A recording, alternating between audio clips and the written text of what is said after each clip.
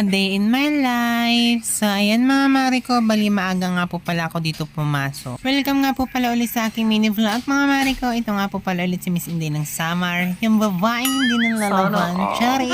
Maaga nga po pala ako mga mare ko pumasok dahil madami akong gagawin at nag-spray ako kahapon. Kaya ito ngayon yung aking dinatna. Ayan mga mare ko, bali nag-spray nga po pala tayo dyan ng para sa ipis o sa bangka kung baga sa wari-waray. So, ayan. Kaya dumadami na silang mga vayon. So, ayan mga mare ko.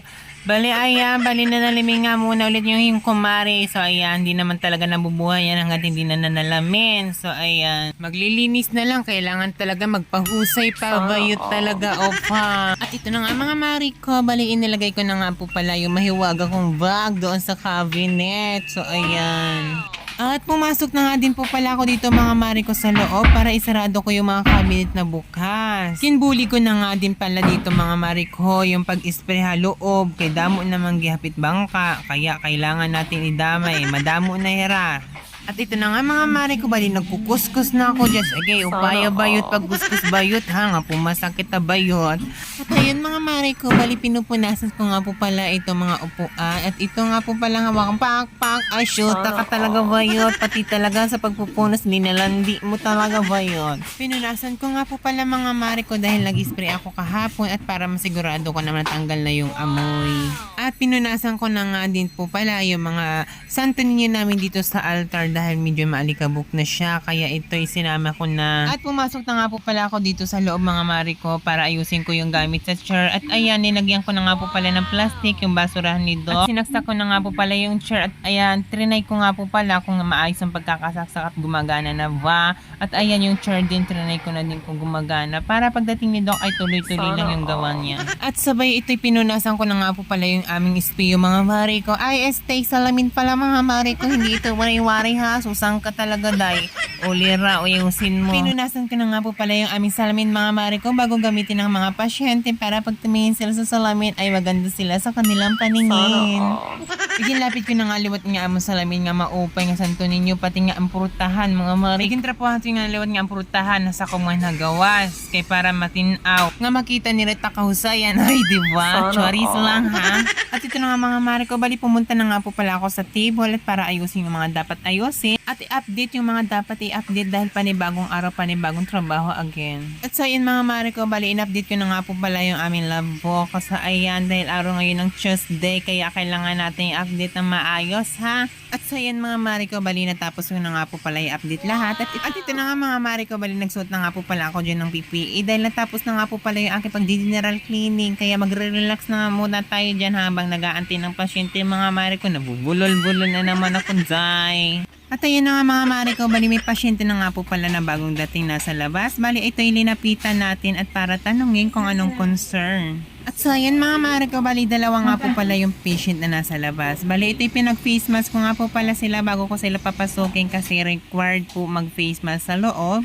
At ayan, bali pasta nga po pala yung papagawa ni sir. Bali si ma'am ay magpapabunot daw po siya. At sabi nila ay may mga record na daw sila dito. Bali old patient na daw namin sila. Kaya ito'y hinaanap ko na lang para pagdating ni Doc ay naka-ready na yung record nila. Sabay may dumating akong shopping mga mare ko. Bali receive ko na nga din ito agad. At sabay binuksan ko na nga po pala muna dyan yung TV habang nag-aantay sila at wala pa si Doc para malibang sila. At dahil medyo nang paaga nga po pala yung punta nila, bali ang start namin dyan ay 10, bali nandito na sila ay 9:30 pa lang. Bali pinapasok ko na sila since na natapos ako ng maaga ng gawain ko. At ayan mga mare ko, bali habang nanonood sila ay rini-ready ko nga po pala yung mga gamit na gagamitin ni Doc. Ganito nga lang po ka-basic yung aking ginagawa. Bali pag wala pa sila Doc at may pasyente na, agad-agad ko ito nare-ready para hindi ako masyado mahirapan matambakan at para tuloy-tuloy si Doc ng gawa. Ayun mga mare ko, bali si sir nga po pala ay nakasalang na yung for pasta. Bali ito si ma'am ay for bunot nga siya. At binipi ko na nga po pala dyan si ma'am habang nag-aantay. So ayun mga mare ko, bali mababa ang BP ni ma'am.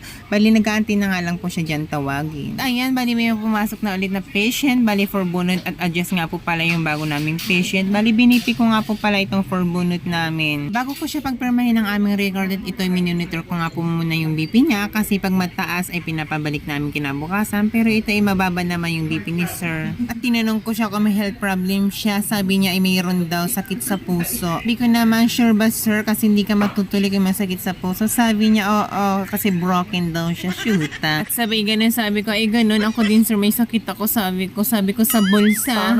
At saya bali natapos na nga po pala dyan si ma'am bali for adjustment nga po pala ang pinagawa ni ma'am bali si sir yung bunot ay nakasalang na. At ito si sir bali for adjustment nga po pala siya at ito nga po pumasok na ako sa loob para ihanda ko yung gamit ng pang-adjust. Ayan, bali may pumasok ulit na pasyente for bunot again. Bali pa isa-isa lang nga po pala yung pasyente namin. Hindi kami din nagsama masyado. Bali matumal. At ayan, bali binipi ko na nga po pala dyan si sir kasi for bunot nga po pala yung ipapagawa ni sir. Goods naman po yung BP ni sir kaya ito ay may record na siya. Bali hanapin ko na lang sir. At ayan, bali natapos na nga po pala dyan si Dok Mamasyente. Bali wala nang pasyente at ito ay nanood na lang kami. At habang nanonood kami at nag-aantay ng pasyente, ito tawa ko ng tawa dahil nakatatawa ko sa kwento ni Dok. So ayan, bali nagkaroon ulit kami dyan ng pasyente. So ayan mga mare ko, bali puputulin ko ulit yung aking video ha. Hanggang dito na lang ulit mga mare ko. Salamat sa iyong pagsubaybay sa aking bawat ina-upload. At thank you din sa mga nag-share at nagko-comment, nag-heart ng aking bawat ina-upload na video mga mare ko. Salamat. We love you mga mare ko.